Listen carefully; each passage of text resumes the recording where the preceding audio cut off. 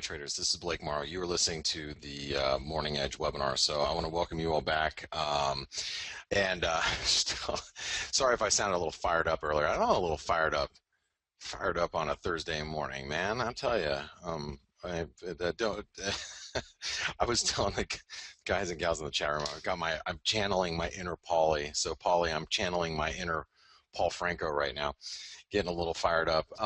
Anyway, we got to talk serious though, and well, it's not like we're not talking serious, but we got to get through the charts. Now, I'm gonna try to look for Carney comments, but if you guys see any comments that come from Mark Carney if it's happening while I'm not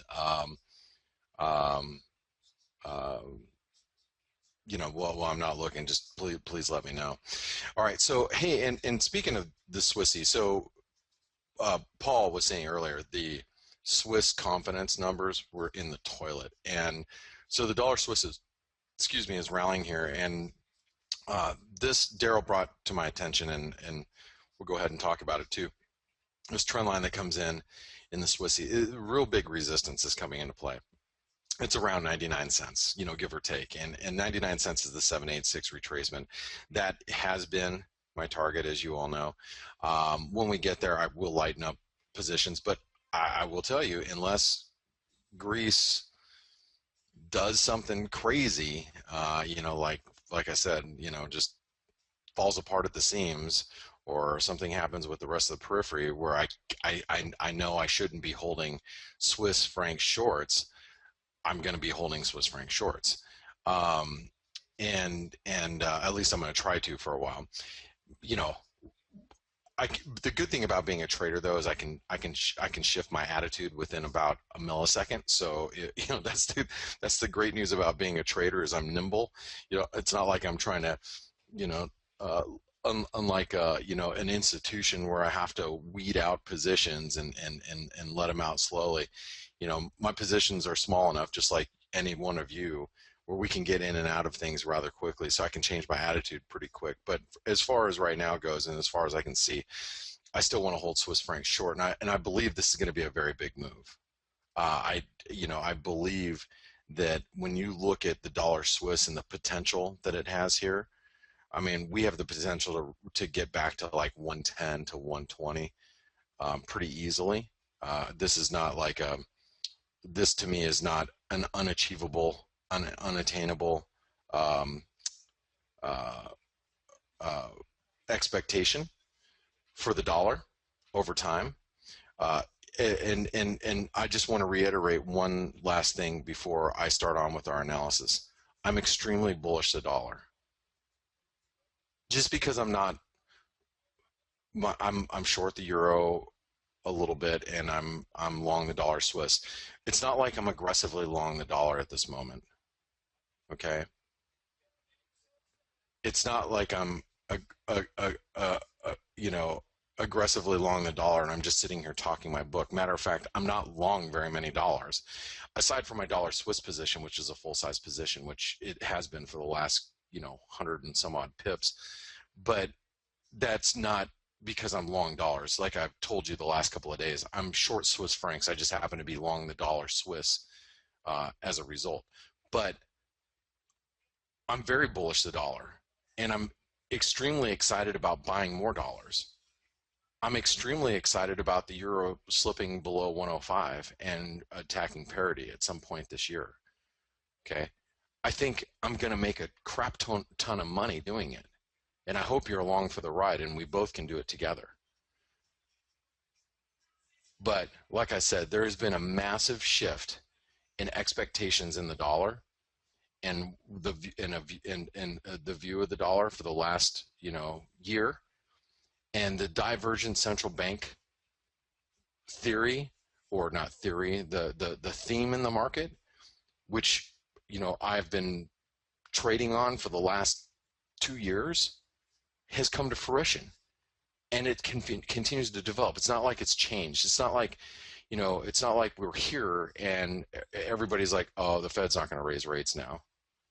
No, we're closer than ever to the Fed raising rates. Is there still a risk that they don't? Sure, of course there is. Of course there is.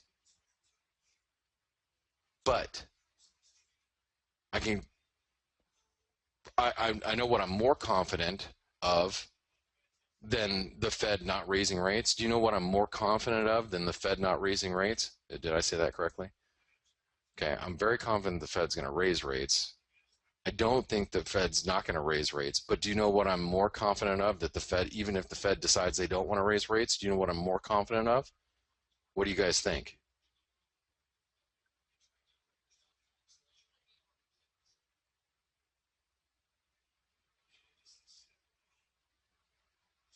That the other central banks will continue to lower rates. So even if the Fed doesn't raise rates, I'm more confident that the RBA is going to cut, the RBNZ is going to cut, the Bank of Canada is going to cut, the ECB is going to stay loose and do more quantitative easing because they're going to have to assist the periphery. The Swiss National Bank is going to do more. The Riksbank's going to do more. The Norges Central Bank's going to do more. The Bank of Japan's going to do more. The Fed may stay pat. It's still divergent.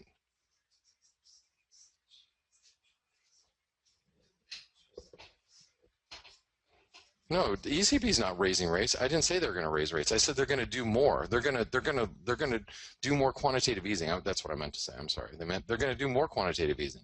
They're going to extend their program.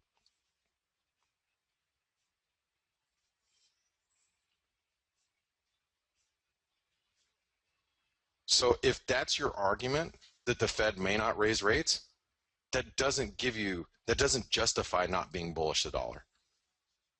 Did I say that correctly? Yeah. Anyway, okay. Let's. Patrick H said, and the U.S. economy is on the upswing. Well, the U.S. economy is stable. I mean, it's stable, and I agree with what Paulie said. It may not be what it used to be, and it may not be what people expect, but it is better than it is the least dirty shirt in the hamper right now. You look in the hamper and like, oh, that one's got spaghetti stains on it. Oh, that one, apparently I worked on my car with that one. And oh, this shirt isn't too bad. It smells a little funky, but I'll put it on. That's the dollar. Okay. All right. Anyway, yeah. So anyway, we got a lot of stuff to do. Sorry about the rant. Some people say the rant when okay, if you guys are newer to the Morning Edge, so we have 4 segments, right? 4 segments of the webinar. First half an hour I usually rant. Sometimes it's better than others. People like when I say my mind, speak my mind. Sometimes I'm just half asleep. So then the second half an hour, which we're in right now, we do analysis of all the majors. Third half an hour, I try to finish up my analysis, answer some questions before news. Then we have news for the last half an hour, and then we go into analysis and I can answer questions. I try to get through everything, but some days are busier than others, and some days I have more rants than others, and some days I curse more than others, which I usually don't curse, and I try to keep this a PG-13 webinar at all times, and today I let a few 4-letter words out, so I apologize for that.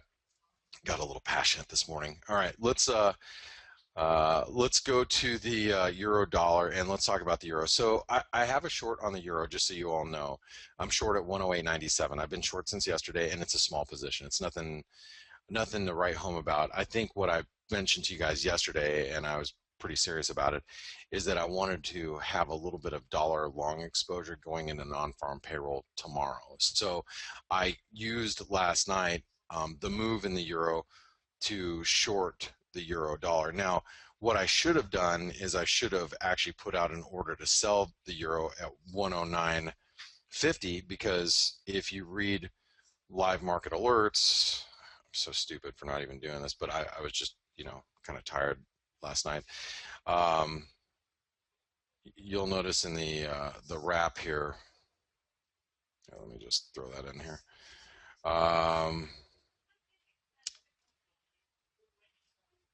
I'll read it to you. Here, let me go ahead and I'll have to make it bigger. Sorry.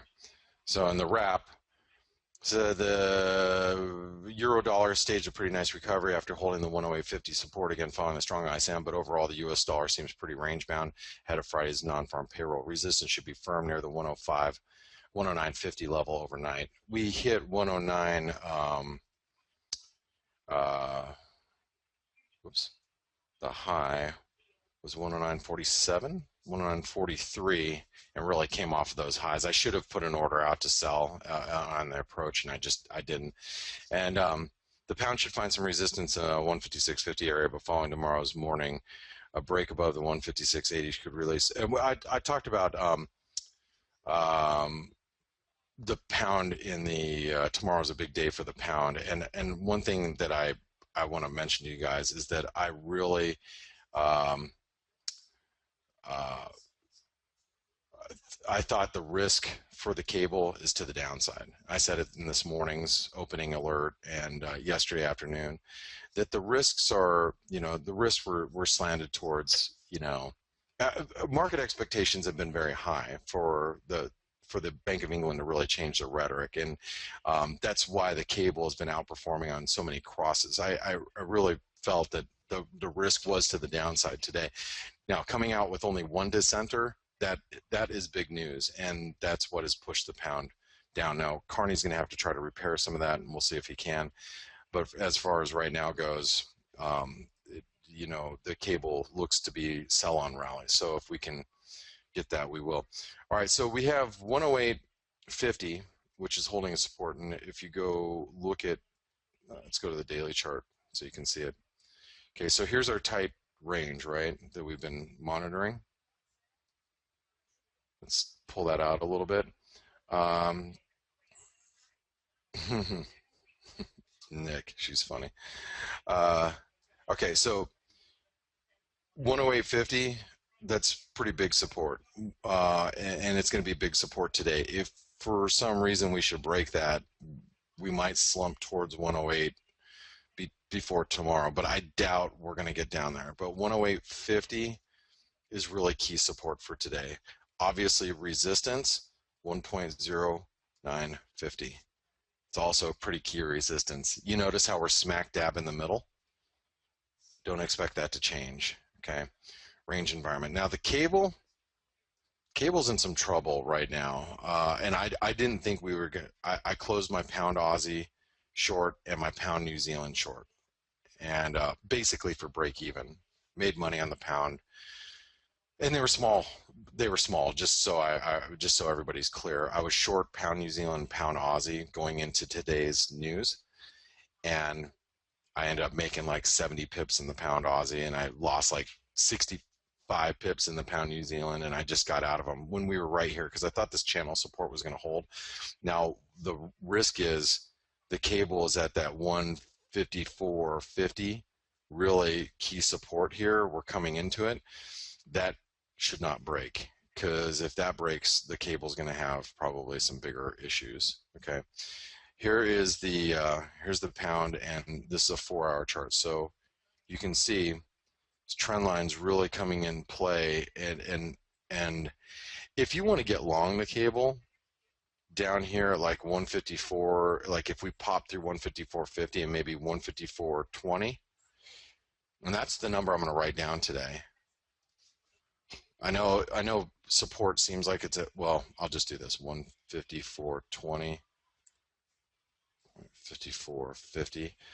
Okay, those are all pretty important supports, but really it's 154.20, because if this yellow line goes, I don't really care what pound currency you're looking at. It's probably the cable's a short. So long the euro pound, short pound Aussie, short pound New Zealand, whatever you want to do is probably a good idea. And I'm not in any one of them. I'm just saying that this yellow trend line, it's got to hold. It's got to. Okay. So Carney says UK exports will be held back by the strong pound. Well, you may not have to worry about that after today. Nitish says Carney says fall in CPI largely due to energy, food. Shocker. Okay. Anyway, Cables. Hi, Carney doesn't sound as hawkish as we remember, does he? No, he doesn't. Okay, anyway, watch the cable here. Now, resistance on rallies, let's talk about that because let's say you own the cable. You bought the cable ahead of the news, and the news came out, and you're like, I don't believe it. I don't believe it. Pound drops to 155.50. I don't believe it. Why? Because I'm in denial. Why are you in denial? Because you're a trader that's always right, never wrong, and you manage a crap ton of money, and you are an Ivy League school graduate, and by golly, I'm never wrong. This price action is silly. The pound should be much higher than it is right now. I'm not selling. It would be stupid for me to sell down here because it's already dropped 80 pips. Why the hell would I sell here? Why? Because I'm super trader and I never lose. Well, then the pound continues to drop and you're going, wow, this one might hurt a little bit. I really should get out of this trade on any rally. So where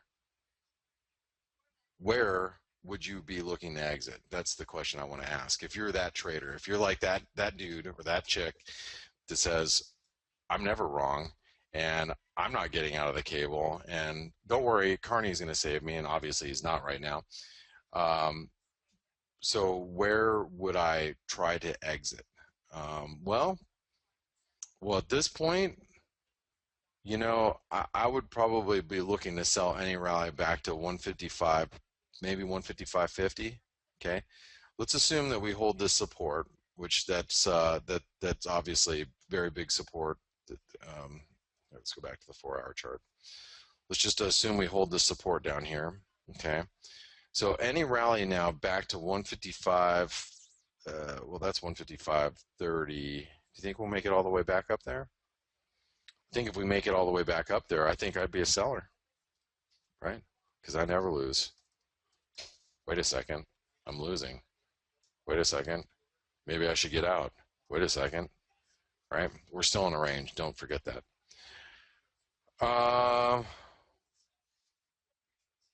Let's see. Joseph says, BOE's Carney says there's little evidence of any deflationary mindset. Output gap closing to offset STG oil impact. Domestic demand should eliminate slack over the next year. Blah blah blah blah blah blah blah. Okay, nothing super hawkish here, guys. So again, the cable's starting to pop a little bit. If it pops back up to 155.30, that might be a good selling opportunity. It just might be. All right, so let's go over to the Swissy.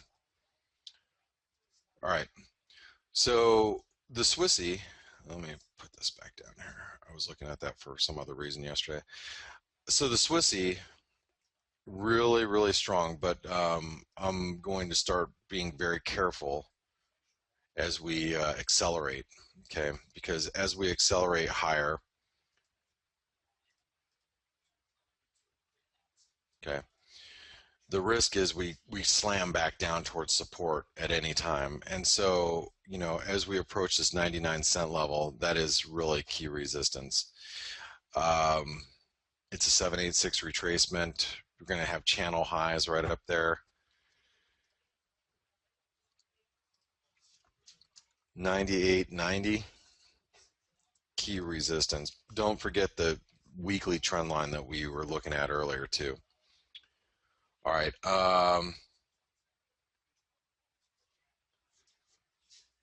Jan says, Carney says rate increase speculation is understandable. Polly says the timing of rate hike will be data dependent. Again, you speculate, but you might have speculated wrong, says Carney. Just kidding. Okay, any dip down to 97.20, very well supported. Think we'll even get down there? That's a 4-hour chart. Today let's talk about support that's maybe achievable, which will be down here. So as long as we're above 97.60,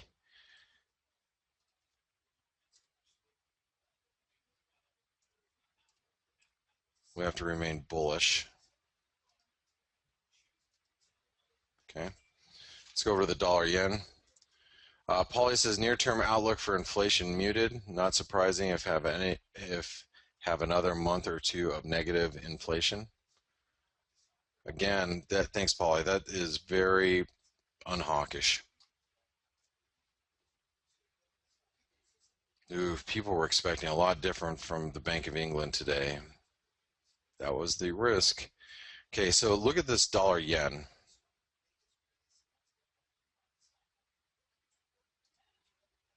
That to me looks bullish. I don't know about you guys, but that looks bullish. Doesn't it?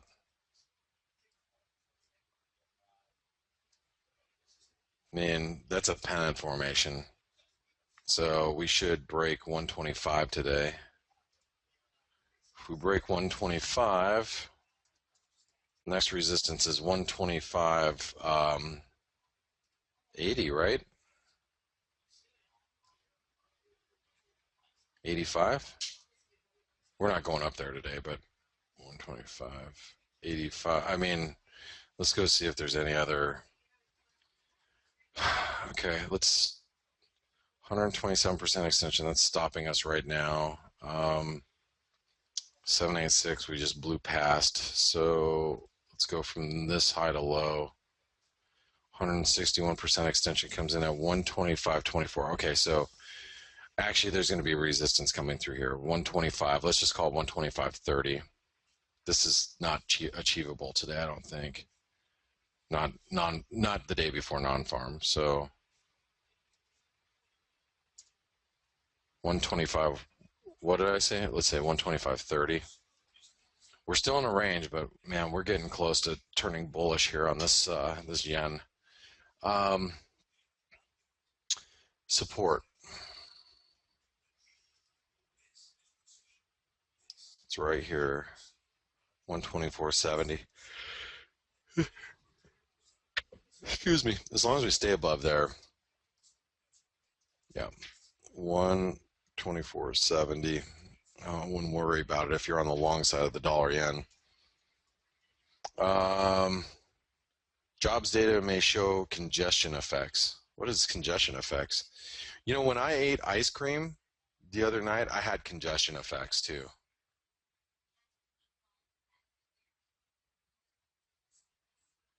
Let's go over to Jonas asks, hello Blake, hope all is well. Are you trading any pound this morning? No, I covered my pound Aussie and pound New Zealand shorts this morning. Post Bank of England racketeering. Let's go over to the Canadian. I'll do the Canadian. I'm going to put us on break. Okay, so here's the Canadian. Now, I got asked yesterday, Blake, why isn't the Canadian rallying with crude oil so weak? I think it's because of the. I firmly believe it's because of tomorrow's non-farm payroll and Canadian jobs report. It's gonna, like I said, crude's gonna have to take a real bad spill in order for the Canadian to rip from here. But I think the risk is that the risk right now is that we get a little bit of a correction in the Canadian because the Canadian hasn't been rallying with crude. So and I don't have any Canadian exposure with the dollar Canadian right now. But massive support is at 131. Resistance right now is 131.80. All right, so that's it. And if we can break above 131.80, we might challenge the highs. But 131 is support. I'd love to be long down there, just so you know. 131.80 is resistance, and it is bullish. Okay, when I come back, we're going to do the Kiwi, the Aussie, and the dollar index, and try to do some of these other wacky tobacco pairs. Don't go anywhere. I'll be right back. Thanks. All right, traders. This is Blake Morrow. You are listening to the Morning Edge webinar. We got to finish up with our analysis. So let's go over to the Kiwi. So the New Zealand dollar has been very unmoved. Now we're approaching that 65 cent area, which is obviously very, very key support. Let's just kind of do this, and and you know what? I'm gonna actually change. What is that? What is that? What is this? Is that a 200 period moving average? Is that what's on my screen right now? Oh, it's a circle. Okay, I was wondering what that was. From yesterday. That was my card drawing. Forgot about that.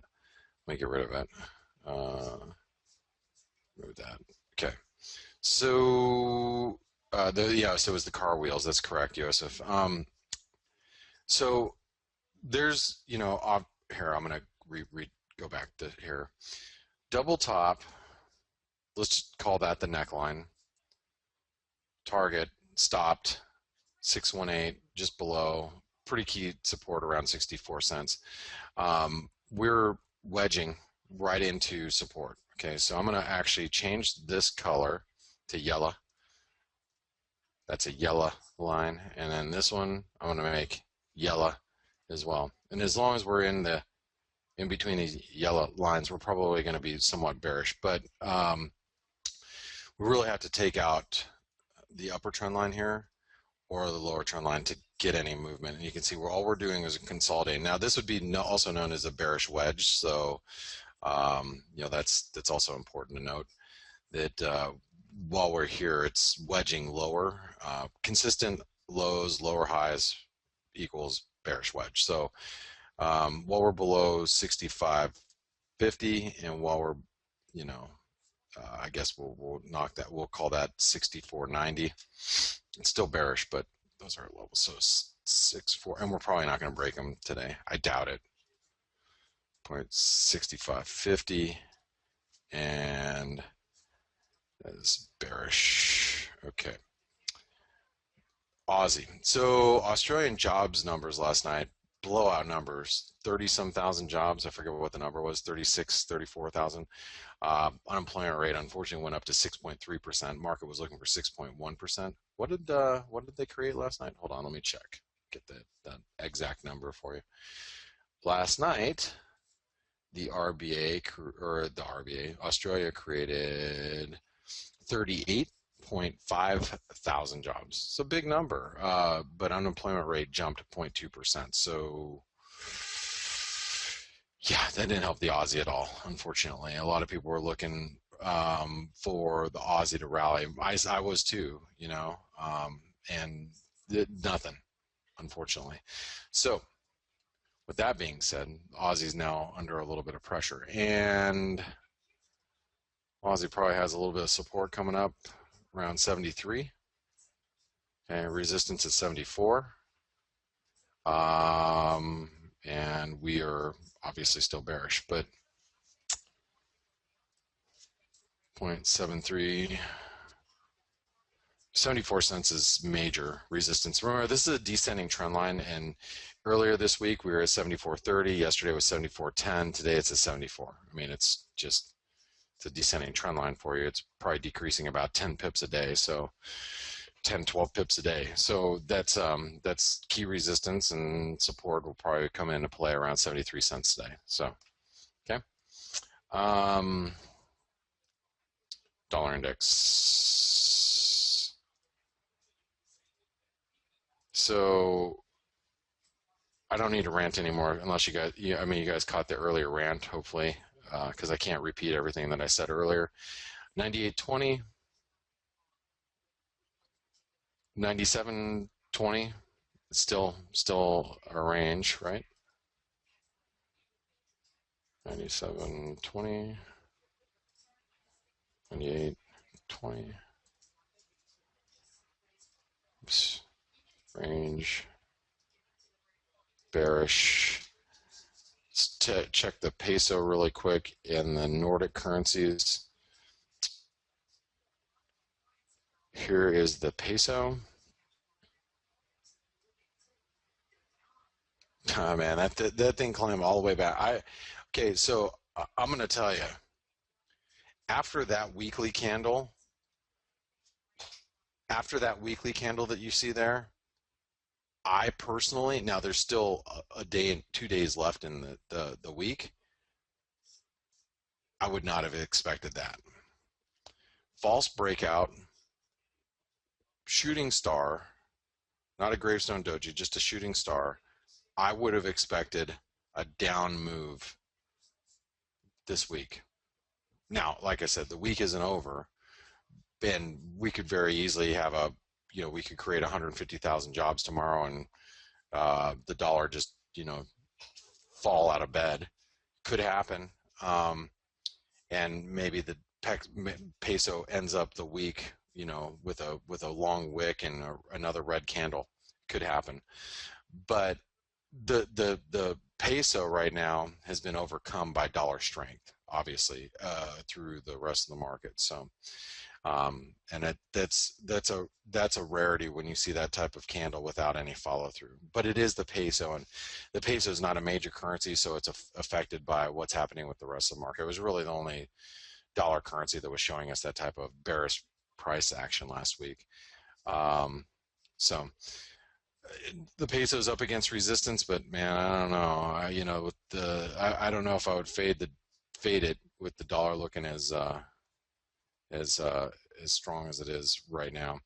Now here's the cable really quick. Should we short some poundage? Give me another 15 pips.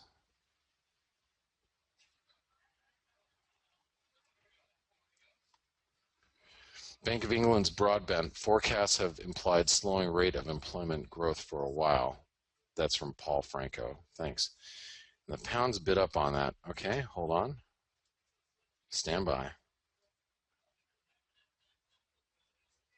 We get to 155 and a quarter. I'm going to be a seller. Just letting you all know. Matter of fact, you know what I'd rather do? Hold on really quick. You know what I'd rather do than buy the pound?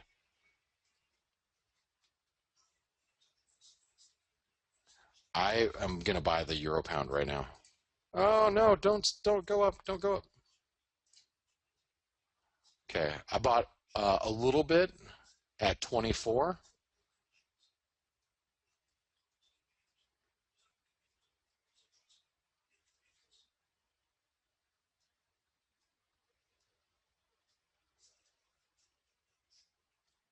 And even if we dip a little bit here, I'll buy a little bit more. Okay? I'm buying some euro pound. I like this.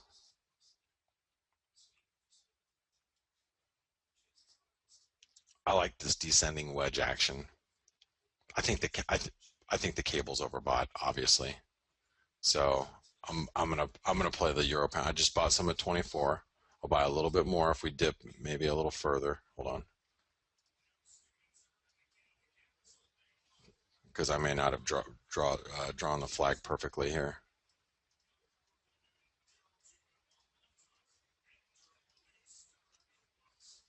Because this may end up being something like this. Okay.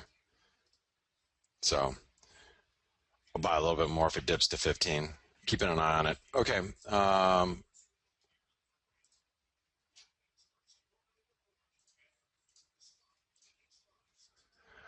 Okay, so let's keep an eye on that. Oh, almost there. Hold on.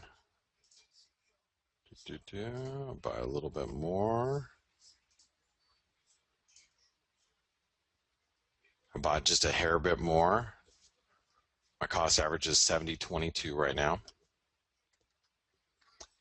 And if it gets down to 15, I'm going to buy a little bit more. Actually, it's 15 right now. Okay, my cost average is 70.20, and this is all I'm buying. Uh-oh. Yeah, maybe I should just stop there. Okay. Oh, the pound dollar is almost up at 22. Hold on. 25. Hold on.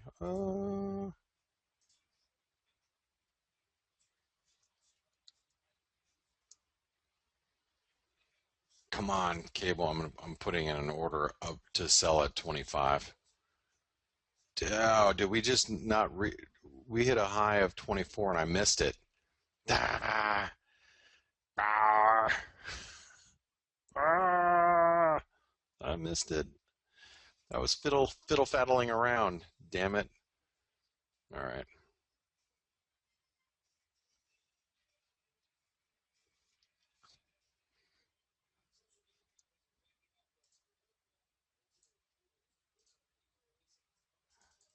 Yeah, I was gonna adjust it, but I'm gonna leave. I have an order at 155, 25 basically.